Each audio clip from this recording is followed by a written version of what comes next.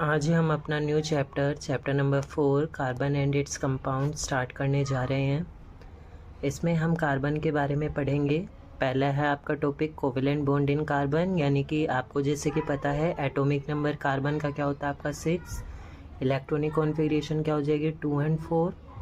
To attain a noble gas configuration it can go, यानी कि जो भी आपकी नोबल गैस कॉन्फ़िगरेशन होते हैं, यानी कि लास्ट शेल में आपके क्या होने चाहिए 8 इलेक्ट्रॉन्स कम्प्लीटली फिल होने चाहिए, यानी कि वो स्टेबल होना चाहिए। क्या करने पड़ेंगे अब, इलेक्ट्रॉन कितने चाहिए इसको 4 चाहिए, gain 4 electron, but it would be difficult for nucleus to hold 4 extra electron, यानी कि ये क्या करेगा 4 इलेक्ट्रॉन ले लेगा, बट न्यूक्लियस इतना शक्तिशाली नहीं होगा इसका कि जो आपका क्या कर सके 4 एक्स्ट्रा इलेक्ट्रॉन को ले सके या उसमें रख सके, लूज 4 इलेक्ट्रॉन्स। ना ही इतना रिक्वायर इसको क्या चाहिए, ज़्यादा अमाउंट में एनर्जी चाहिएगी क्या करने के लिए 4 इलेक्ट्रॉन्स को देने के लिए, तो इसलिए क्या कर सकता है 4 इलेक्ट्रॉन्स को रिमूव भी नहीं कर सकता है। It is difficult this for an atom to carbon to either gain or lose electron.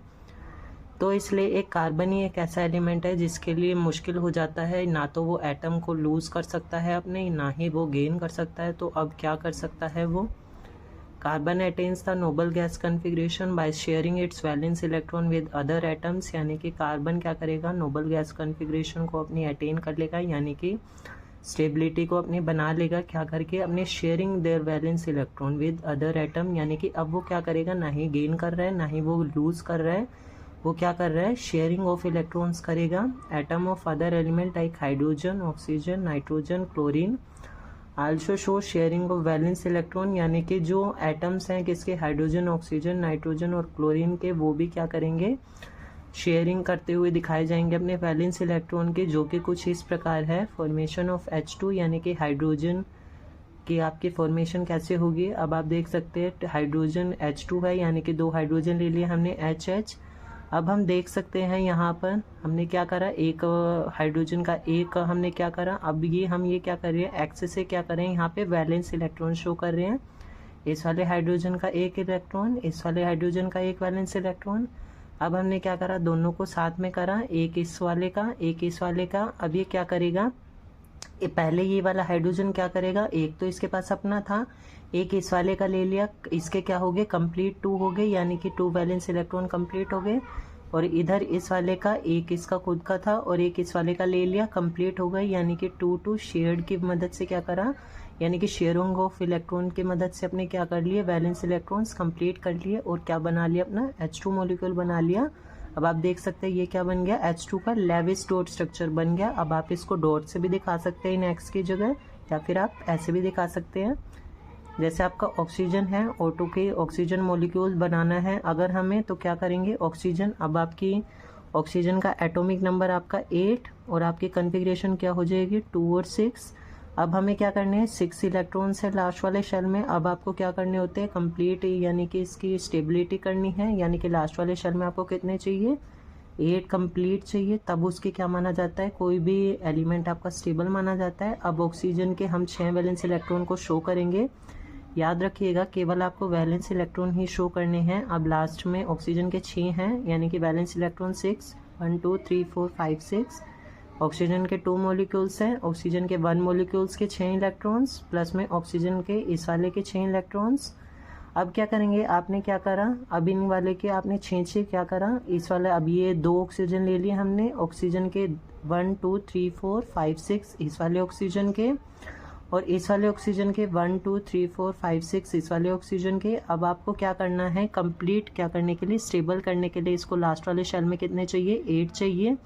तो आप क्या करेंगे 6 तो इसके पास खुद के पास है, 6 तो पहले थे इसके पास, अब क्या करेगा 2 ये क्या करेगा इस वाले से शेयर कर लेगा। अब आप देख सकते हैं 1 2 3 4 5 6 7 8, यानी कि इस वाले ऑक्सीजन का आपने देखा क्या हो गया स्टेबिलिटी आ गई, यानी कि 8 इलेक्ट्रॉन्स कंप्लीट हो गए। ऐसे ही सेम ये क्या करेगा ये वाला ऑक्सीजन भी क्या करेगा 6 इसके पास खुद के पास थे, 2 इस वाले से शेयर कर लिए इसने और क्या कर लिया अपना ऑक्टेट कंप्लीट कर लिया, यानी कि शेयरिंग की मदद से क्या कर लिया इन्होंने ऑक्सीजन मॉलिक्यूल को अपने बना लिया। अब हम यहाँ पे देख सकते हैं ऑक्सीजन के बीच में कैसा मॉलिक्यूल प्रेजेंट है, डबल बॉन्ड प्रेजेंट है, double bond between the oxygen atom. Same यहाँ पे नाइट्रोजन का मॉलिक्यूल भी बनाएंगे हम, नाइट्रोजन का एटॉमिक नंबर 7, कॉन्फ़िगरेशन क्या हो जाएगी आपकी 2 और 5, 2 और 5 यानी कि 5 वैलेंस इलेक्ट्रॉन। अब जैसे यहाँ पे लिख लेते हैं 2 और 5। अब आप देख सकते हैं कि लास्ट वाले शेल में कितने हैं, 5 हैं। आपको कंप्लीट करने के लिए, स्टेबिलिटी लाने के लिए कितने और चाहिए, 3 और चाहिए। लेकिन हम वैलेंस इलेक्ट्रॉन को क्या करते हैं, शो करते हैं। अब नाइट्रोजन के कितने वैलेंस इलेक्ट्रॉन, 5, यानी कि हमने 5 शो कर दिए।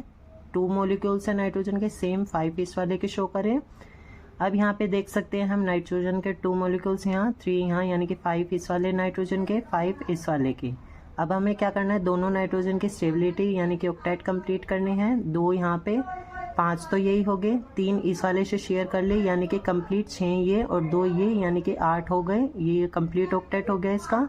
सेम इस वाले नाइट्रोजन ने क्या करा, 2 इसके पास यहाँ पे और 6 ये वाले हो गए, 8 कंप्लीट हो गया यानी कि ये भी क्या हो गया, कंप्लीट हो गया। और इसके ऑक्टेट भी क्या हो गए, कंप्लीट हो गए। इन्होंने क्या करा, जितने भी आपके ये ऑक्सीजन मॉलिक्यूल है, हाइड्रोजन मॉलिक्यूल है, नाइट्रोजन मॉलिक्यूल है, ये क्या करते हैं, शेयरिंग ऑफ इलेक्ट्रॉन्स की मदद से क्या करते हैं, अपने ऑक्टेट को या स्टेबिलिटी को कंप्लीट करते हैं। जैसे नाइट्रोजन में आपका क्या प्रेजेंट है, ट्रिपल बॉन्ड प्रेजेंट है 2 नाइट्रोजन के बीच में, यानी कि अब यहाँ पे देख रहे हैं आप, ऑक्सीजन में डबल था, यहाँ पे ट्रिपल है। ये क्या माने जाते हैं, आपके लेवी-स्ट्रोथ स्ट्रक्चर। ये कुछ पॉइंट्स हैं आपके। It is evident that number of shared pair of electrons can be 1, 2 और 3। ये माना जाता है कि जितने हम यानी कि शेयर कर रहे हैं इलेक्ट्रॉन्स को, वो 1 हो सकते हैं, 2 हो सकते हैं या फिर 3 हो सकते हैं। Bond form by sharing of electron pair between atom is called covalent bond. यानी कि जो बॉन्ड शेयर करने की मदद से, यानी कि इलेक्ट्रॉन्स को शेयर करने की मदद से बनेगा, आप उसको क्या कहेंगे, कोवेलेंट बॉन्ड। हमारे 3 टाइप्स के बॉन्ड होते थे। Covalently bonded molecules have low melting and boiling point, यानी कि जो भी आपके यानी कि शेयरिंग से इलेक्ट्रॉन से मॉलिक्यूल्स बनेंगे, उनका क्या होगा, मेल्टिंग और बॉइलिंग पॉइंट क्या होगा, बहुत ही ज़्यादा कम होगा। क्योंकि उनके बीच में, इतनी मॉलिक्यूल्स के बीच में इंटरमॉलिक्यूलर फोर्स, यानी कि जो उन मॉलिक्यूल्स के बीच में इतनी ज़्यादा फोर्स प्रेजेंट नहीं होगी कि वो क्या कर सके, उनको तोड़ सके। अब ये कार्बन एटम है, सबसे ज़्यादा आपके क्या बनाता है, कंपाउंड्स बनाता है। अब इसकी कुछ नई प्रॉपर्टीज़ है, यानी कि यूनिक प्रॉपर्टीज़ है कि कार्बन को अगर हम एक साइड पे रखें और दूसरे एलिमेंट्स को एक साइड पे रखें तो कार्बन क्या करता है, सबसे ज़्यादा आपके कंपाउंड्स बनाता है। किस वजह से, अब वो पढ़ेंगे। कैटिनेशन पहली प्रॉपर्टी है आपकी। The property of carbon atom to form bond with other atoms of carbon is called catenation.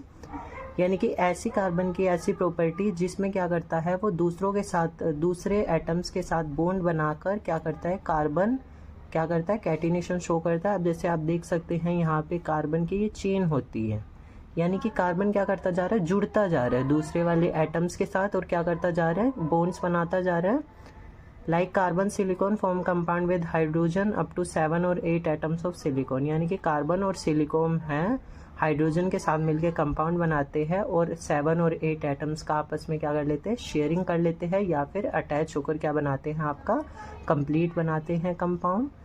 Next आपकी आती है टेट्रावैलेंसी। टेट्रावैलेंसी का मतलब होता है लास्ट वैलेंस शेल में 4 electron having a valency of 4। Carbon atom is capable of bonding with atoms of oxygen, hydrogen and sulphur and other elements. यानी कि 4 वैलेंसी होने की वजह से ये क्या कर सकता है, दूसरे एटम्स के साथ मिलके क्या कर सकता है, बॉन्ड बना सकता है। जैसे कि आपका ऑक्सीजन के, हाइड्रोजन के या सल्फर के साथ मिलके, यानी कि और बहुत सारे ऐसे एलिमेंट्स हैं जिनके साथ मिलके ये कंपाउंड्स बना सकता है या फिर बॉन्ड्स बना सकता है। The smaller size of carbon atom enable nucleus to hold the shared pair of electron strongly, thus carbon compound are very stable in journal.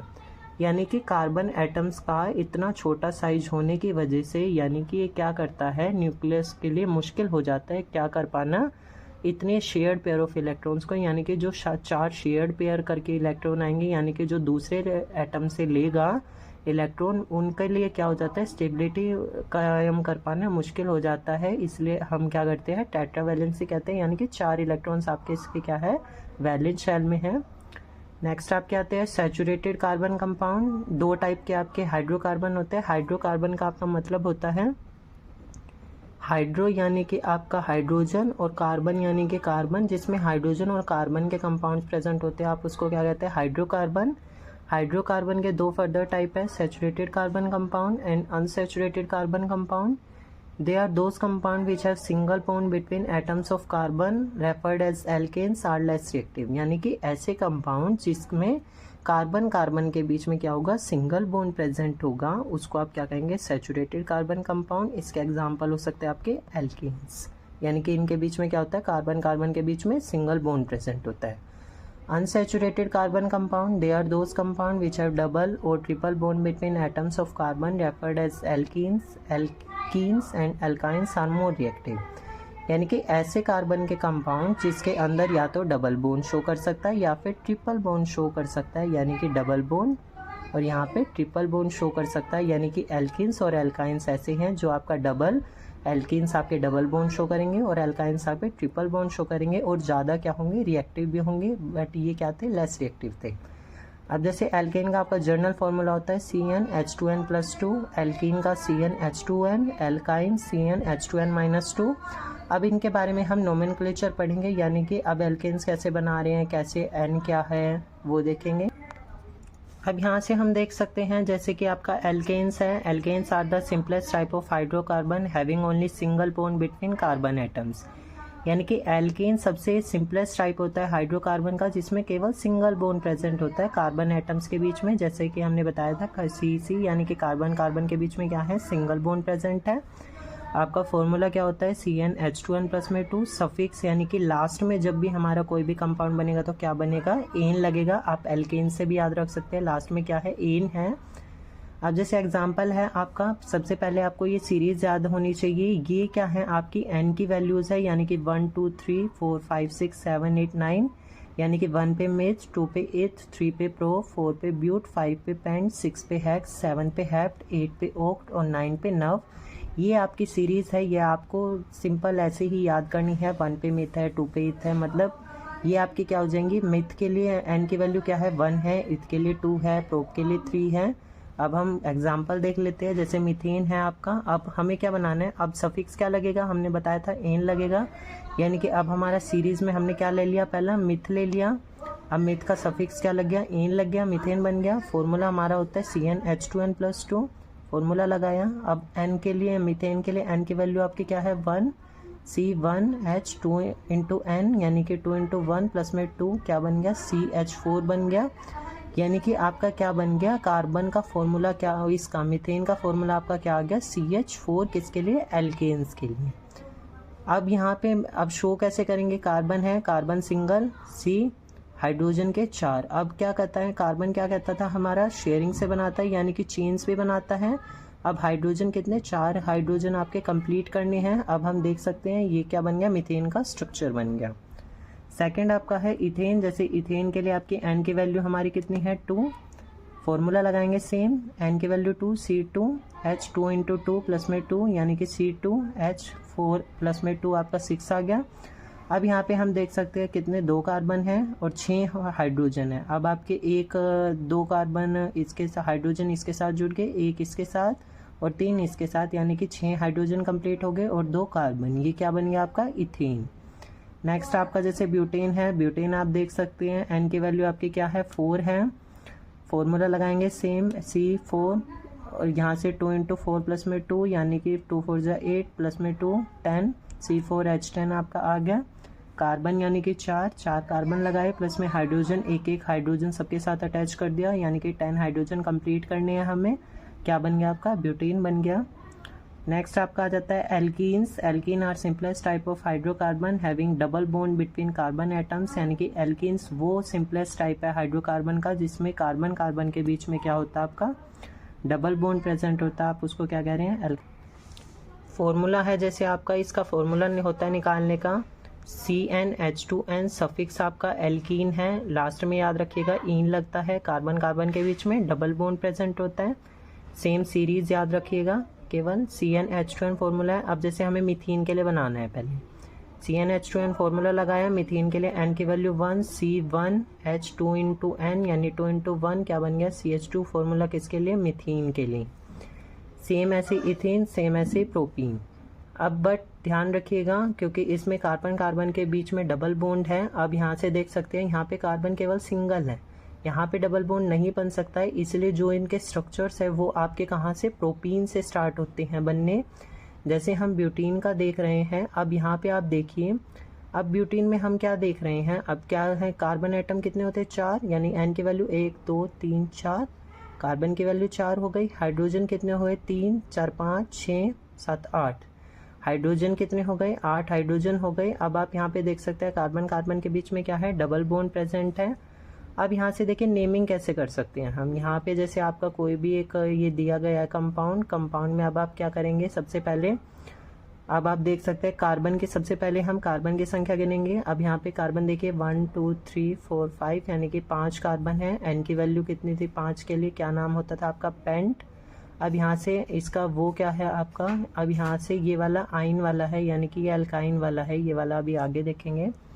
आप ये देखिए अभी, यानी कि अब इसमें कार्बन कितने हैं, कार्बन 1 2 3 4 कार्बन प्रेजेंट है। कार्बन कार्बन के बीच में क्या है, डबल बॉन्ड है, यानी तो क्या है, ये एल्कीन है। अब नेमिंग कैसे करेंगे आप, या तो आप नंबरिंग इधर से स्टार्ट करेंगे या फिर इधर से स्टार्ट करेंगे। वो ध्यान रखना है जहाँ से आपका ये डबल बॉन्ड वाला है, जहाँ से कम नंबरिंग पे आए, यानी कि या 2 पे आए, इधर से मान लिया 2 पे आ रहा है तो आप 2 वाला लेंगे, यानी कि 2 वाली इधर से नंबरिंग करने। अगर इधर से कम नंबर पे आ रहा है तो यानी कि कम नंबर वाला लेना है आपको। अब जैसे कार्बन गिने आपने 4 कार्बन वाले एन के लिए, एन की वैल्यू 4 है तो क्या बनेगा, ब्यूट।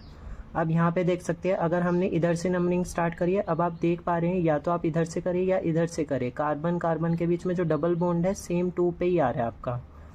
अब आप देख सकते हैं इधर से अगर हमने नंबरिंग की है तो ब्यूट 2 पे क्या है आपका, डबल बॉन्ड प्रेजेंट है 2, और सफिक्स क्या लग गया आपका, इन लग गया, तो क्या बन गया आपका, ब्यूट 2 इन, आपका क्या बन गया, इसका IUPAC नेम बन गया। सेम ऐसे आपका एल्काइंस है। Alkyne are simplest type of hydrocarbon having triple bond between carbon atoms, यानी कि एल्काइन सबसे सिंपलेस्ट फॉर्म है हाइड्रोकार्बन की, जिसमें कार्बन कार्बन के बीच में क्या होता है आपका, ट्रिपल बॉन्ड प्रेजेंट होता है। सफिक्स आपका याद रखिएगा, एल्काइन है तो वाइन लग जाएगा। फॉर्मूला है आपका CnH2n-2, कार्बन कार्बन के बीच में ट्रिपल बॉन्ड। एग्जाम्पल आप जैसे देख सकते हैं, अब ये वाला एग्जाम्पल देखेंगे। अब जैसे कार्बन कार्बन गिनेंगे, सबसे पहले दिया गया आपको कंपाउंड, कार्बन गिने 1 2 3 4 5 यानी कि एन की वैल्यू 5 है तो क्या नाम आपका, पेंट। अब आप देख सकते हैं अगर आप नेमिंग इधर से करेंगे, यानी कि आपने नंबरिंग इधर से किया, अब आप इधर से देख रहे हैं जो इस वाले कार्बन के बीच में ट्रिपल बॉन्ड प्रेजेंट है वो किस पे आ रहा है, 5 नंबर पे आ रहा है।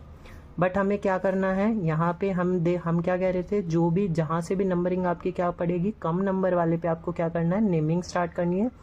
अब यहाँ से अगर हम नेमिंग स्टार्ट करेंगे तो यहाँ पे किस पे आ रहा है, 1 पे आ रहे हैं, यानी कि पेंट। अब यहाँ पे 1 आप लगाओ चाहे ना लगाओ वो आपकी मर्जी है। और लास्ट में क्या बन गया, सफिक्स क्या बन गया आपका, आइन, यानी कि एल्काइन था क्योंकि ट्रिपल बॉन्ड प्रेजेंट है, तो आपका क्या नेमिंग बन गया, पेंटाइन। जैसे कि आपका इसमें दिया गया है, अब इसमें भी सेम कार्बन प्रेजेंट है, 5 कार्बन है यानी कि पेंट। अब आप देख सकते हैं यहाँ पर अगर आप इधर से नेमिंग स्टार्ट करेंगे यानी नंबरिंग स्टार्ट करेंगे 1 2 3 4, यानी कि 4 नंबर पे आपका क्या आ रहा है, कार्बन कार्बन के बीच में जो ये है ट्रिपल बॉन्ड है। अगर आप इधर से स्टार्ट करेंगे तो आप इधर से देख रहे हैं तो सेकंड नंबर पे आ रहा है, तो हम इधर वाला लेंगे क्योंकि नंबर कम पे प्रेजेंट है। सेकंड पे लिया पेंट 2, ट्रिपल बॉन्ड प्रेजेंट है तो क्या बन गया, आइन। ये क्या हो गया, आपकी नेमिंग होगी। अब कुछ सब्स्टिट्यूएंट भी होते हैं जैसे CH3 methyl, C2H5 ethyl, chloro, Br से ब्रोमो और फ्लोरो। अब इस वाले में आप ध्यान रखिएगा, इस वाले में जब आप नेमिंग करेंगे तो क्या करेंगे, अब जैसे आपका ये कंपाउंड दिया गया है, अब ये क्या है आपका देख सकते हैं CH3 अटैच है, जब आपका CH3 अटैच है तो यानी कि नेमिंग में क्या लगेगा आपका, मिथाइल लगेगा। सेम पहले क्या करेंगे, कार्बन के ऊपर वाली हमने क्या करी, कार्बन की लॉन्गेस्ट चेन ले ली, यानी कि कार्बन की लॉन्गेस्ट चेन क्या है, ये ऊपर वाली है, यानी कि ये कंप्लीट क्या है, कार्बन की लॉन्गेस्ट चेन है। इसमें कार्बन के एटम्स गिने 1 2 3, यानी कि कार्बन के क्या हो गए 3 पे है, यानी कि प्रोप, एन की वैल्यू 3 किसके लिए, प्रोपेन के, प्रोप के लिए होती है। अब आप देख सकते हैं अगर आप इधर से नंबरिंग स्टार्ट कर रहे हैं तब भी 2 पे कार्बन आ रहा है, यानी कि जिसके साथ मिथाइल अटैच है। अगर इधर से करेंगे तब भी 2 पे आ रहा है, तो आप क्या करेंगे, कहीं से भी ले लीजिए 2 मिथाइल, 3 कार्बन है 1 2 3, यानी कि लॉन्गेस्ट चेन में कितने कार्बन एटम हैं 3, यानी प्रोप। और सफिक्स क्या है आपका, इन, यानी कि कार्बन कार्बन के बीच में आप देख पा रहे हैं सिंगल बॉन्ड प्रेजेंट हो तो क्या नेमिंग बन गई, 2 मिथाइल प्रोपीन। अब इस वाले में है आपका जैसे CH3 CH2 Br है, ध्यान रखिएगा जब भी क्लोरो फ्लोरो ब्रोमो दिया जाए तो आपका नेमिंग में सबसे पहले क्या लिखा जाएगा, क्लोरो फ्लोरो ब्रोमो लिखा जाएगा, तब उसके बाद नेमिंग की जाएगी। जैसे आपका दिया गया Br लगाया यानी ब्रोमो है, ब्रोमो लिखा पहले, 2 कार्बन है, बस कार्बन गिने आपने, 2 कार्बन है तो इथ, यानी कि और कार्बन कार्बन के बीच में सिंगल बॉन्ड है तो इथेन बन गया। इन यानी कि एल्केन था, कार्बन कार्बन के बीच में सिंगल बॉन्ड। अब यहाँ पे आप जैसे देख सकते हैं कार्बन के इस वाले कार्बन के साथ क्या है, CH3 यानी कि मिथाइल अटैच है। अब आप क्या करेंगे, कार्बन के सबसे पहले लॉन्गेस्ट चेन लेंगे। अगर आप इधर से नेमिंग कर रहे हैं, अब आप देख पा रहे हैं 3rd नंबर पे आ रहा है यहाँ पे मिथाइल, बट आप इधर से करेंगे तो 2nd नंबर पे है, तो हमें छोटे नंबर वाला लेना है, यानी कि 2nd नंबर वाला आपने इधर वाला ले लिया, यानी कि 2 पे क्या आ रहा है मिथाइल, और कितने 4 कार्बन है, यानी कि लॉन्गेस्ट चेन में कितने कार्बन एटम 4, यानी कि कितना हो गया आपका ब्यूटेन हो गया। और कार्बन कार्बन के बीच में सारों में सिंगल बॉन्ड है तो क्या बन गया, ब्यूटेन नाम बन गया आपका 2 मिथाइल ब्यूटेन। अब हमारे ये बहुत इंपॉर्टेंट टॉपिक है, इसमें IUPAC नेम देख लेते हैं। IUPAC नेम आपका आता है, IUPAC नेमिंग करनी आती है पेपर में। जैसे अल्कोहल है आपका लास्ट में, यानी कि जब भी आप कंपाउंड बनाएंगे तो क्या लगेगा, लास्ट में ओल लगेगा। अल्कोहल से याद रख लीजिएगा, लास्ट का ओल लगेगा। और जिसमें आपका देखेंगे, यानी कि जो आपको कंपाउंड दे रखेगा उसमें OH पाया जाएगा, तो आपको याद रखना है वो क्या है, अल्कोहल है, और सफिक्स क्या लगेगा, ओल। ऐसे carboxylic acid, oic acid, COOH दे रखेगा या ये दे रखेगा। कीटोन में क्या लगेगा, सफिक्स 1 और C डबल बॉन्ड हो, यानी कि याद रखिएगा कीटोन वाले में ये कार्बन के ऊपर जो डबल बॉन्ड है ये वाला आपका बीच में प्रेजेंट होगा, यानी कि इधर भी आपके हाइड्रोजन होंगे या फिर इधर भी हाइड्रोजन होंगे या फिर कोई दूसरा कंपाउंड होगा। एल्डिहाइड में याद रखिएगा Al, यानी कि अब इन तीनों में तो आप याद रख सकते हैं, कार्बोक्सिलिक है तो ओइक बन गया, कीटोन है तो 1 से याद रखेंगे, अल्कोहल है तो ओल से याद रखेंगे, एल्डिहाइड है तो एल्डिहाइड में क्या हो जाएगा आपका अल। एल्डिहाइड और कार्बोक्सिलिक एसिड में फ़र्क है, CHO होता है और इसमें क्या होता है, COOH होता है, C डबल बॉन्ड OH, यानी कि कार्बन के साथ ऑक्सीजन अटैच है और हाइड्रोजन अटैच है। हम नेमिंग देख लेते हैं। अब जैसे आपका दिया गया है CH3 C double bond O CH3, अब पहले कार्बन एटम के कार्बन गिनेंगे, 1 2 3 कार्बन है, यानी कि N=3 वैल्यू किसके लिए, प्रोप के लिए, प्रोप लिखा। इसके बाद C डबल बॉन्ड O, अब आप यहाँ पे देख सकते हैं तो कि कौन सा, अब कार्बन के इधर साइड में भी है कुछ ना कुछ और इस साइड में भी है, यानी कि कौन सा ग्रुप है, कीटोन ग्रुप है, यानी कि सफिक्स क्या लगेगा 1, प्रोपेनोन नाम बन गया इसका। अब जैसे यहाँ पे पहले देखेंगे कार्बन एटम, यानी कि 2 कार्बन एटम, यानी कि एथ OH लगा हुआ है, OH सबसे पहले वाला, यानी कि अल्कोहल, यानी कि सफिक्स क्या लगेगा ओल, आपका इथेनॉल बन जाएगा। थर्ड है आपका जैसे CH3 CH2 COH, अब यहाँ पे आप देख सकते हैं 3 कार्बन है, 1 2 3 कार्बन, यानी कि प्रोप। अब COOH ग्रुप प्रेजेंट है, यानी कि COOH किस में है, सफिक्स क्या लगेगा आपका ओइक लग गया, क्या बन गया, प्रोपेनोइक एसिड। अब जैसे यहाँ पे देख सकते हैं आप CH3 C double bond OH। अब आप ध्यान रखिएगा, अब आप ये कह सकते हैं कि ये कीटोन क्यों नहीं हुआ। अब आप ध्यान रखिएगा C डबल बॉन्ड OH जब ये लास्ट में प्रेजेंट होगा और कीटोन वाला आपका क्या होगा, बीच में प्रेजेंट होगा। ये क्या है, जब लास्ट में किसी भी कंपाउंड के प्रेजेंट होगा तब वो एल्डिहाइड माना जाएगा। अब यहाँ पे 2 कार्बन है आपके इथ, अब यहाँ पे सफिक्स क्या लगता है अल, एल्डिहाइड में क्या बन गया इथेनॉल। ब्रोमो वाला आपको कराया था, यानी कि ब्रोमो वाले में सबसे पहले ब्रोमो लिखेंगे, आपका 2 कार्बन है, यानी कि ब्रोमो इथ, और कार्बन कार्बन के बीच में सिंगल बॉन्ड है तो इन सफिक्स लग गया, यानी कि इथेन बन गया। सेम यहाँ से OH ग्रुप प्रेजेंट है, यानी कि अल्कोहल आपका 2 कार्बन है, यानी कि इथ, क्या नेमिंग बन गया आपका इथेनॉल। अब जैसे इस वाले में देख सकते हैं आप, अब यहाँ पे क्या है आपके 3 कार्बन है, यानी कि प्रोप। अब आप इधर से नेमिंग करना, यानी कि नंबरिंग करना स्टार्ट करेंगे 1 2 3। अगर मैंने इधर से स्टार्ट किया तो क्या हो रहा है, कार्बन इधर से 1 पे आ रहा है, ट्रिपल बॉन्ड वाला, यानी कि कार्बन कार्बन के बीच में ट्रिपल बॉन्ड है। अगर नेमिंग इधर से कर रहे हैं तो 1 इधर से स्टार्ट करेंगे तो यानी कि कम पे इधर से आएगा, अगर इधर से स्टार्ट करेंगे तो 3 पे आएगा, तो हम 1 वाला लेंगे, प्रोप 1, और ट्रिपल बॉन्ड प्रेजेंट है तो सफिक्स क्या लग जाएगा आपका आइन, यानी कि आइन बन गया। सिमिलर आप ये 4-5 भी आगे देख सकते हैं, और ये कुछ दिए गए हैं, आप इन्हें ट्राई भी कर सकते हैं। नेक्स्ट आपका आ जाता है electron dot structure of ethane, यानी कि C2H6 का इलेक्ट्रॉन डॉट स्ट्रक्चर बताना है या लेविस डॉट स्ट्रक्चर बनाना है। फॉर्मूला C2H6, यानी कि 2 कार्बन, हाइड्रोजन कितने 6 आपके, 1 2 3 4 5 6। अब आप देख सकते हैं हाइड्रोजन का, अब जैसे आपको पता है कार्बन के वैलेंस इलेक्ट्रॉन यानी कि 2 4 कॉन्फ़िगरेशन है, 4 वैलेंस इलेक्ट्रॉन, 1 2 3 4 कार्बन के वैलेंस इलेक्ट्रॉन, इस वाले कार्बन के 1 2 3 4, यानी कि एक्स से हमने कार्बन के शो किए और डॉट से H के शो, कार्बन के 4। और हाइड्रोजन के आपका वैलेंस शेल में पता है आपको 1 1 होता है, हाइड्रोजन का तीनों हाइड्रोजन का 1 1, इधर तीनों हाइड्रोजन का एक एक। अब हमें क्या करना है, कंप्लीट इनके शेल कंप्लीट करने हैं, यानी कि ऑक्टेट कंप्लीट करना है, स्टेबिलिटी लानी है। अब हाइड्रोजन के कितने होते हैं, 2 आपको पता है H2 फॉर्म में वेरी करता है, यानी कि इधर से हाइड्रोजन। अब कार्बन का सबसे पहले हम कार्बन के कंप्लीट करेंगे। 4 तो इस कार्बन के साथ पहले से ही प्रेजेंट थे, 4 यहाँ से हो गए। अब क्या करा, 4 तो इसके खुद के हैं, एक यहाँ से लिया हाइड्रोजन का, एक इस वाले हाइड्रोजन का, एक इसका, कितने हो गए 1 2 3 4 5 6, और एक इस वाले कार्बन का ले लिया। कंप्लीट कार्बन के क्या हो गए, 8 कंप्लीट हो गए, ऑक्टेट कंप्लीट हो गया। इस हाइड्रोजन के 2 कंप्लीट, इस वाले के 2 कंप्लीट, इस वाले के 2 कंप्लीट, ये किसके, इसके कंप्लीट हो गए। सेम ऐसे इस वाले के कंप्लीट करेंगे तो हमारा क्या बन जाएगा, इलेक्ट्रॉन डॉट स्ट्रक्चर इथेन का। अब ऐसे ही सेम इथीन का बना लेंगे आप। ये आपके formula and structure of saturated compound of carbon and hydrogen, number of carbon atom दिए गए हैं, सेम जो आपकी सीरीज कराई गई थी अभी कि मीथेन के लिए n की वैल्यू 1, इथेन के लिए 2, प्रोपेन के लिए 3 और ब्यूटेन के लिए आपकी 4। ये आपके फॉर्मूले 1 मार्क्स में आते हैं आपके। मीथेन के लिए इथेन ऐसे आपको लिख देगा but is the formula of butane, और आपको 4 ऑप्शन मिल जाएंगे। तो आपको याद रखना है, अगर आपको ये फॉर्मूले निकालने हैं तो आपको एल्केन और एल्काइन के फॉर्मूलाज याद होने चाहिए। अब आप देख सकते हैं ये हाइड्रोकार्बन है, या तो अब जैसे कार्बन है, या तो आपका सिंपल चेन में अटैच हो सकता है, ब्रांच हो सकता है, यानी कि कार्बन इधर भी कुछ हो सकता है हाइड्रोजन लगे, या इधर भी हो सकते हैं। साइक्लिक फॉर्म में हो सकता है, यानी कि साइकिल के फॉर्म में हो सकता है, या साइक्लिक अनसैचुरेटेड क्या होते थे आपके, जिसमें डबल बॉन्ड और ट्रिपल बॉन्ड प्रेजेंट होता था, यानी कि एल्कीन और एल्काइन, यानी कि कार्बन के बीच में आपके सिंगल बॉन्ड भी प्रेजेंट हो सकते हैं, डबल या फिर ट्रिपल भी। नेक्स्ट आप देख लेंगे structural isomers, these are the compound having identical molecular formula but different structures. For example isomer of butane, यानी कि ऐसे कंपाउंड होते हैं जिनका मोलिकुलर फॉर्मूला तो सेम होता है बट उनके स्ट्रक्चर्स क्या होते हैं, डिफरेंट होते हैं, यानी कि अलग अलग होते हैं। जैसे आप ब्यूटेन के आइसोमर देख सकते हैं, ब्यूटेन का फॉर्मूला यानी कि ब्यूटेन एन लगा हुआ है, यानी कि एल्केन है।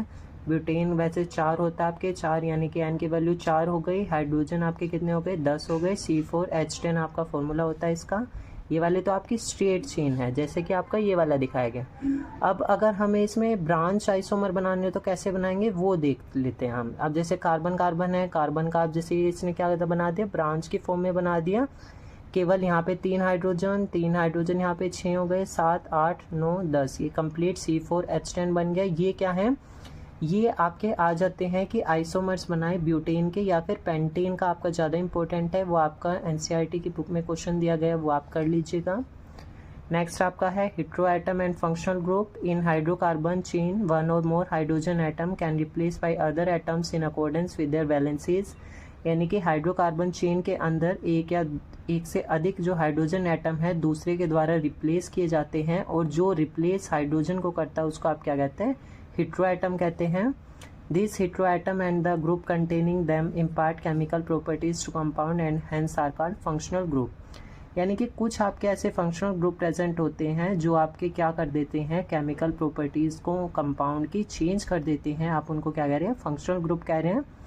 जैसे आपका हेटेरो एटम दिया गया क्लोरो ब्रोमो ऑक्सीजन दिया गया, फंक्शनल ग्रुप है आपका क्लोरो ब्रोमो, जैसा आपको अभी बताया गया था क्लोरो ब्रोमो। एल्कोहल का OH, एल्डिहाइड का CHO, कीटोन का C double bond O, carboxylic acid का COOH। नेक्स्ट आपकी आ जाती है homologous series. It is a series of compound in with the same functional group substitute for hydrogen in a carbon chain, यानी कि एक compounds की ऐसी सीरीज़ है जिसमें फंक्शनल ग्रुप यानी कि जो OH है, क्लोरो फ्लोरो है, वो तो सेम होता है हाइड्रोजन के लिए, किसके अंदर, कार्बन चेन के अंदर। जैसे अल्कोहल्स के लिए आपका CH3OH, यानी कि आपका नाम क्या था इसके, मिथेनॉल है, इसका क्या है, इथेनॉल है, ठीक है। ऐसे फर्दर नेम है। The successive member differs by CH2, यानी कि जो आपका मिथाइल ग्रुप अटैच किया गया था वो CH3 से वो बता रहे। The chemical properties are imparted by functional group, thus all member have similar chemical property but members have different physical property, यानी कि जितने भी आपके फंक्शनल ग्रुप है केमिकल प्रॉपर्टी तो सेम होती है बट उनकी फिजिकल प्रॉपर्टी क्या होती है, डिफरेंट होती है। Physical property vary among the members of homologous series due to difference in their molecular mass, यानी कि जो आपकी फिजिकल प्रॉपर्टी होती है वो डिफरेंट क्यों होती है, क्योंकि उनके मोलिकुलर मास क्या होते हैं, सारों के अलग अलग होते हैं। जो मोलिकुलर मास आपने एटम्स मॉलिक्यूल 9th क्लास के चैप्टर में निकालना सीखा था, वही मोलिकुलर मास, यानी कि जैसे हम देख लेते हैं यहाँ पे एक उसका निकाल के देख लेते हैं हम। जैसे मान लिया C2H6 दिया गया है। अब यहाँ पे कार्बन का एटॉमिक मास 12 × 2 प्लस में हाइड्रोजन का 1 × 6, 12 × 24 प्लस में 6, आपका कितना हो गया 30 हो गया। ये आपका क्या है, इसका मोलिकुलर मास है। Melting and boiling point increase with increase molecular mass, यानी कि जो मेल्टिंग और बॉइलिंग पॉइंट है वो बढ़ता रहता है जैसे कि आपका मोलिकुलर मास बढ़ता रहता है। नोमेनक्लेचर दिया गया है, ये वाला आपका कंप्लीट करवा दिया है। अब इसकी कुछ प्रॉपर्टीज़ है। Identify number of carbon atom in compound, यानी कि कार्बन एटम आपको गिनने हैं जैसा कि आपको IUPAC नेम बताया था। If suffix is add then final is remove from the name. अब ये क्या कहता है, अगर हम सफिक्स ऐड कर रहे हैं तो जैसे मिथेनॉल है, हम मीथेन लगाते हैं तो उसमें से ई हटा दिया हमने, क्योंकि एन होगा तो वो क्या बन जाएगा, एल्केन बन जाएगा। और हमने क्या बना दिया, मीथेन प्लस में ओल यानी मिथेनॉल, यानी कि अल्कोहल का ग्रुप बना दिया। नेक्स्ट आपकी आ जाती है chemical properties of carbon compound. पहली है आपकी कंबशन, यानी कि जलना। Carbon compound generally burn in air to produce carbon dioxide and water and release and heat and light energy. यानी कि जितने भी आपके कार्बन कंपाउंड है एयर की प्रेजेंस में, पहले भी बताया गया है, एयर की प्रेजेंस में जब रिएक्शन होगी तो ऑक्सीजन के साथ रिएक्शन होगी, यानी कि मीथेन है जब ऑक्सीजन के साथ रिएक्शन कर रहा है तो क्या दे रहा है, कार्बन डाइऑक्साइड दे रहा है, प्लस में वाटर, प्लस में हीट और लाइट एनर्जी, यानी कि ऊर्जा भी मिलेगी और लाइट की फॉर्म में भी जलेगा। यानी कि अब आपने देखी है आग जलती है तो उसमें क्या होता है, हीट भी प्रोड्यूस होती है और लाइट भी प्रोड्यूस होती है। Saturated hydrocarbon burn generally with a blue flame, यानी कि जो भी आपके सैचुरेटेड हाइड्रोकार्बन है, यानी कि जैसे एल्केन्स है आपके जनरली कैसे जलते हैं, ब्लू फ्लेम के साथ, यानी कि नीली फ्लेम के साथ, यानी कि नीली आग एक तरीके से जलती है उनकी। इन गुड सप्लाई और एयर विद अ येलो सूटी flame in limited supply of air, यानी कि येलो फ्लेम होगी जब आपकी क्या होगा, एयर की लिमिटेड सप्लाई यानी कि कम सप्लाई होगी।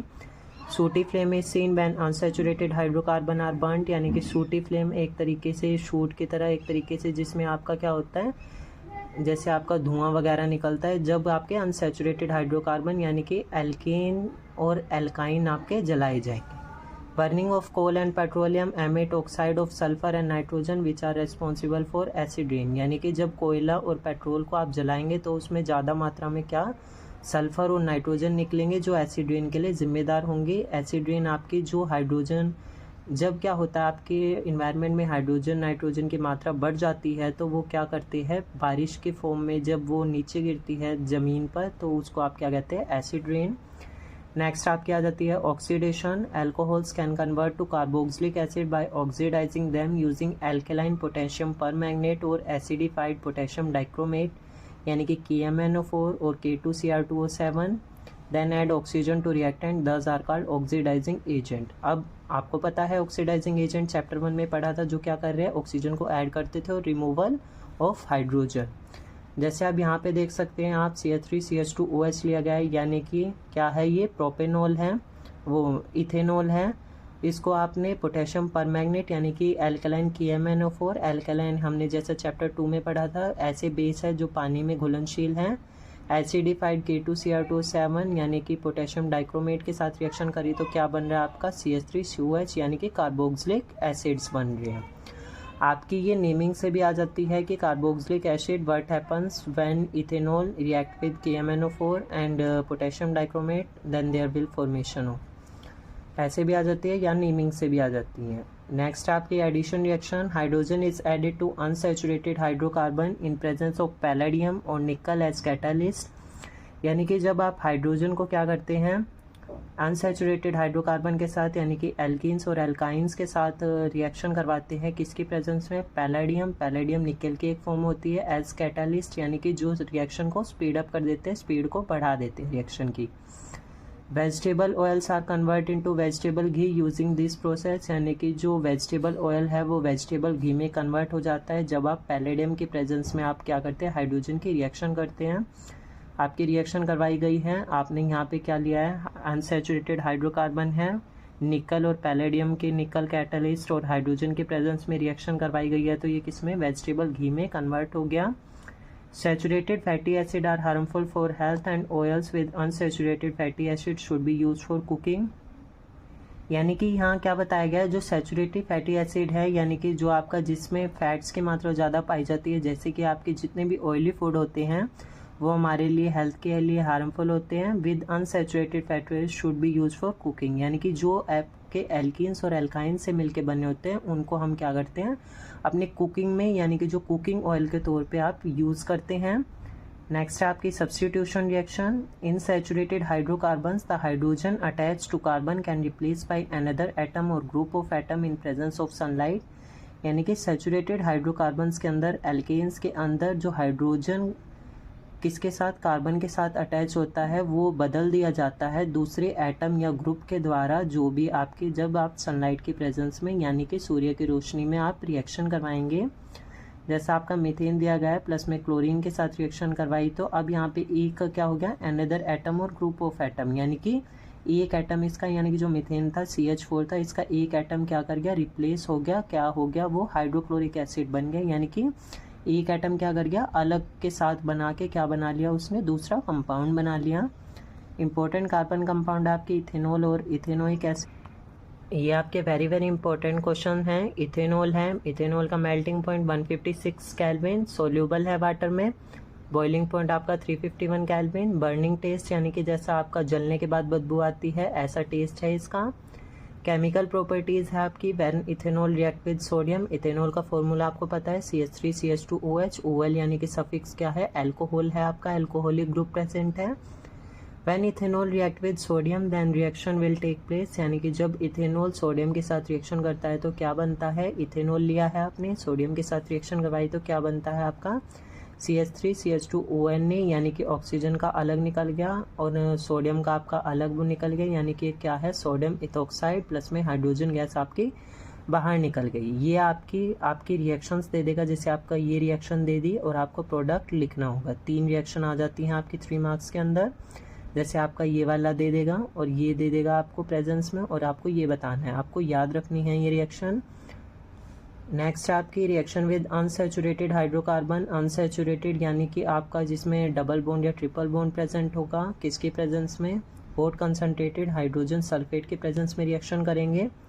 When ethanol is heated at 443 kelvin with excess concentrated sulphuric acid results in dehydration of ethanol to give ethane, यानी कि जब आप इथेनॉल की रिएक्शन करेंगे 443 केल्विन पे एक्सेस में यानी कि ज़्यादा मात्रा में आपने H2SO4 का सॉल्यूशन लिया है, आपने इथेनॉल की रिएक्शन करी तो क्या बन जाएगा अनसैचुरेटेड, यानी कि ये क्या है, अब आप नेमिंग कर सकते हो इसकी। अब जैसे 2 कार्बन है यानी कि इथ और डबल बॉन्ड प्रेजेंट है तो क्या बन गया इथीन बन गया, यानी कि अनसैचुरेटेड कार्बन बनेगा, या तो उसके बीच में डबल बॉन्ड होगा या फिर आपका ट्रिपल बॉन्ड होगा।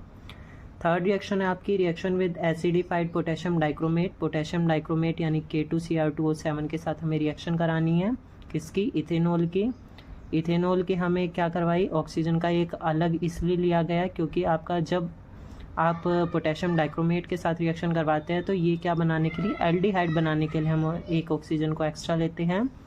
यहाँ से एल्डिहाइड यानी कि आपका CHO याद रखिएगा एल्डिहाइड बनता है प्लस में वाटर आपका बाहर निकल जाता है। सेम अगर आप क्या करेंगे एल्डिहाइड की रिएक्शन अगेन एक ऑक्सीजन के साथ और लेके करेंगे तो आपका क्या बन जाता है वहाँ पे, ये क्या बन गया कार्बोक्सिलिक एसिड बन गया, यानी कि अगर आपसे पूछी जाए कि पोटेशियम डाइक्रोमेट के साथ रिएक्शन करने पे क्या बनेगा तो एल्डिहाइड बनेगा आपका। नेक्स्ट आपकी आ जाती है रिएक्शन विद पोटेशियम परमैंगनेट, या फिर इसको ऑक्सीडेशन रिएक्शन के नाम से भी जानते हैं, आपका ऑक्सीडेशन नाम से भी आ सकता है या पोटेशियम परमैंगनेट से भी आ सकता है। जैसे आपकी दी गई है CH3CH2OH यानी कि इथेनॉल लिया है, सेम यहाँ पे भी ऑक्सीजन का एक मॉलिक्यूल एक्स्ट्रा लेंगे बिकॉज आपका क्या बन रहा है जब भी आपका डबल या ट्रिपल बॉन्ड वाले में बनेगा तो आपका क्या लेंगे एक एल्डिहाइड या कार्बोक्सिलिक एसिड बनना होगा तो आपको क्या करना है ऑक्सीजन का एक मॉलिक्यूल ज़्यादा लेना है। आपने KMnO4 के साथ रिएक्शन करवाई एल्केलाइन KMnO4 यानी कि ऐसे बेस जो डिजोल्व हो जाते हैं किसमें वाटर के अंदर, स्ट्रॉन्गली बेसिक नेचर है, यानी कि क्या बन गया इथेनोइक एसिड यानी कि कार्बोक्सिलिक एसिड बना एक तरीके से और पानी क्या कर गया आपका बाहर निकल गया। फिफ्थ रिएक्शन है आपकी रिएक्शन विद इथेनोइक एसिड या फिर एस्टरिफिकेशन रिएक्शन से भी जानते हैं। आपका एस्टरिफिकेशन होता है यानी कि एस्टर्स का आप यूज़ कहाँ पे करते हैं, जैसे परफ्यूम्स वगैरह बनाने में आप यूज़ करते हैं जिनका वो एस्टर्स होते हैं आपके। आपका इसका फॉर्मूला होता है RCOOR। जैसे आपने इथेनॉल लिया, इथेनॉल के अभी क्योंकि हमारी इथेनॉल की रिएक्शन चल रही है, इथेनोइक एसिड आपको पता है ओइक है यानी कार्बोक्सिलिक ग्रुप है, CO आपका इथेनॉल है। इथेनॉल की हमें केमिकल प्रॉपर्टीज़ देखनी है। आपका है मेल्टिंग पॉइंट इथेनॉल का होता है 156 केल्विन, बॉइलिंग पॉइंट आपका 351 केल्विन, सोल्यूबल इन वाटर होते हैं यानी कि पानी में घुलनशील है, बर्निंग टेस्ट यानी कि आपका ऐसे जैसे जलने के बाद टेस्ट आता है ऐसा आता है यानी कि राख का टेस्ट। नेक्स्ट आपकी केमिकल प्रॉपर्टीज़ ऑफ इथेनॉल यानी कि जब आपका इथेनॉल सोडियम के साथ रिएक्शन करता है, इथेनॉल आपको याद है CH3CH2OH, यानी कि जब इथेनॉल सोडियम के साथ रिएक्शन करता है तो आपका ये रिएक्शन होती है यानी कि सोडियम इथोक्साइड बनाता है। जैसे आप देख सकते हैं इथेनॉल है प्लस में सोडियम के साथ रिएक्शन करी तो आपका क्या बना, सोडियम इथोक्साइड बोलते हैं इसको। ऑक्सीजन के अलग यानी कि ऑक्सीजन क्या कर रहा है, एक गेन कर रहा है और ये क्या कर रहा है, लूज़ कर रहा है, प्लस में हाइड्रोजन बन गया आपका, हाइड्रोजन गैस आपके बाहर निकल गई। इन वाले रिएक्शन में आपको रिएक्टेंट तो आपको दिए रखेगा और प्रोडक्ट आपको क्या करना है, खुद निकालना है, यानी कि आपको ये वाली रिएक्शन देगा और आपको ये वाली याद रखनी है कि जब आप इथेनॉल को सोडियम के साथ रिएक्शन करवाएंगे तो आपका क्या बनेगा, सोडियम इथोक्साइड बनेगा। नेक्स्ट रिएक्शन है आपकी रिएक्शन विद अनसैचुरेटेड हाइड्रोकार्बन, यानी कि अनसैचुरेटेड यानी कि आपका क्या बनेगा, एल्कीन्स और एल्काइंस बनेगा आपका, जिसमें आप कंसनट्रेटेड H2SO4 यानी कि हाइड्रोजन सल्फेट या सल्फरिक एसिड के साथ रिएक्शन कराएंगे।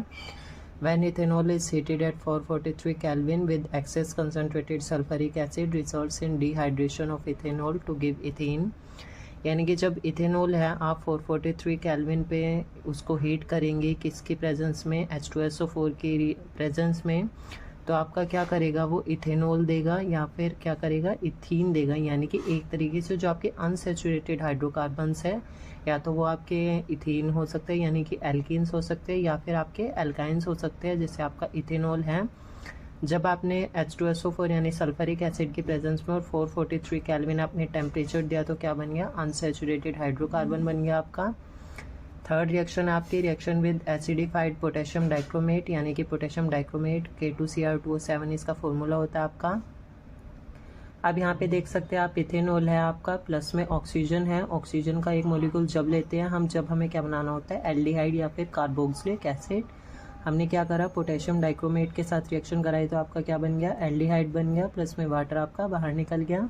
यहाँ से आपका क्या दिया गया है, एल्डिहाइड की फर्दर रिएक्शन करवाएंगे ऑक्सीजन के साथ, किसकी प्रेजेंस में, पोटेशियम डाइक्रोमेट की प्रेजेंस में, तो आपका क्या बन जाएगा, कार्बोक्सिलिक एसिड बन जाएगा यहाँ से। फोर्थ रिएक्शन आपकी रिएक्शन विद पोटेशियम परमैंगनेट, जिसको आप ऑक्सीडेशन के नाम से भी जानते हैं, आपका ऑक्सीडेशन नेम भी दे सकता है इसमें, पोटेशियम परमैंगनेट यानी कि KMnO4। यहाँ से आपने इथेनॉल लिया प्लस में ऑक्सीजन, आपने यहाँ पे हमें क्या बनाना है, क्योंकि कार्बोक्सिलिक एसिड बनाना है, अल्कलाइन KMnO4, यानी कि अल्कलाइन क्या होते हैं आपके, जो ऐसे बेस जो आपके पानी में घुलनशील होते हैं उनमें रिएक्शन कराई तो आपका क्या बन गया, इथेनोइक एसिड बन गया, प्लस में वाटर आपका बाहर निकल गया। फिफ्थ रिएक्शन आपकी रिएक्शन विद इथेनोइक एसिड, या फिर आपको इसको एस्टेरिफिकेशन रिएक्शन के नाम से भी जानते हैं। एस्टर का मतलब होता है आपका जो आपका परफ्यूम्स बनाने के काम आता है। आपने क्या करा, इथेनॉल ले लिया प्लस में इथेनोइक एसिड के साथ रिएक्शन करवाई। आपको जैसे पता है COOH ग्रुप है यानी कार्बोक्सिलिक ग्रुप है, क्या हुआ है आपका ये इथेनोइक एसिड, तो आपका क्या बनेगा, इथाइल इथेनोइड बोलते हैं आप इसको। बिकॉज कैसे बोल रहे, इथाइल इथेनोइड प्लस में वाटर, इथाइल इथेनोइड यानी कि कार्बन का डबल बॉन्ड प्रेजेंट है। पहले कार्बन गिन लेंगे 1 2 3 यानी कि 3। अब आप देख सकते हैं यहाँ पे C2H5 है, हमने देखा था C2H5 होता है तो आपका क्या होता है, इथाइल होता है। 2 कार्बन बचे इथ और क्या बच गया O8। जब आपका इथाइल होता है यानी कि इथाइल ग्रुप प्रेजेंट है तो क्या लगाएंगे O8 यानी कि इथाइल इथेनोइट आपका नेम बन गया। नेक्स्ट आपके आ जाती है इथेनोइक एसिड की प्रॉपर्टीज़। ये हैं आपकी फिजिकल प्रॉपर्टीज़, यानी कि फ्रीजेस एस 290 केल्विन, यानी कि ये जम जाता है 290 केल्विन के ऊपर। बॉइलिंग पॉइंट आपका 391 केल्विन है। सो टेस्ट है यानी कि खट्टे हैं आपके। मिसिबल इन वाटर यानी कि आपके कैसे हैं, घुलनशील है, पार्शियली घुलनशील है यानी कि कुछ पार्टिकल घुल जाते हैं और कुछ रह जाते हैं। 5 to 8% solution of acetic acid in water is called vinegar, यानी कि 5 से 8% जब सोल्यूशन लेंगे आप किसका, एसिटिक एसिड का यानी कि CH3COOH का, तो आप उसको क्या कहेंगे, वाइनेगर यानी कि सिरका। पानी के अंदर जब आप ले रहे हैं। Pure acetic acid is called glacial acetic acid, ये आपका क्वेश्चन भी आता है, why pure acetic acid is called glacial acetic acid. इसके बाद है आपकी केमिकल प्रॉपर्टीज़ है इथेनोइक एसिड की, सेम जैसे आपने इथेनॉल की कराई थी, अब यहाँ पे इथेनोइक एसिड की करानी है आपको। पहली रिएक्शन आपकी रिएक्शन विद Na2CO3 यानी कि सोडियम कार्बोनेट्स के साथ रिएक्शन करानी है।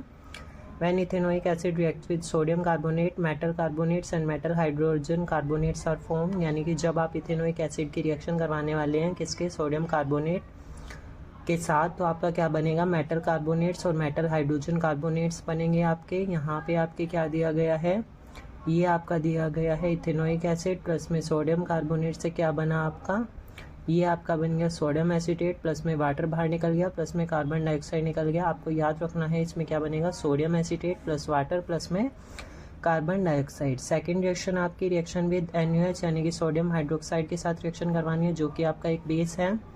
आपने क्या ले लिया, इथेनोइक एसिड ले लिया प्लस सोडियम हाइड्रोक्साइड लिया, तो आपका क्या बन गया, सोडियम इथेनोइड प्लस में वाटर आपका बाहर निकल गया। रिएक्शन विद CH3CH2OH यानी कि इथेनॉल की रिएक्शन करानी है एसिड के प्रेजेंस में।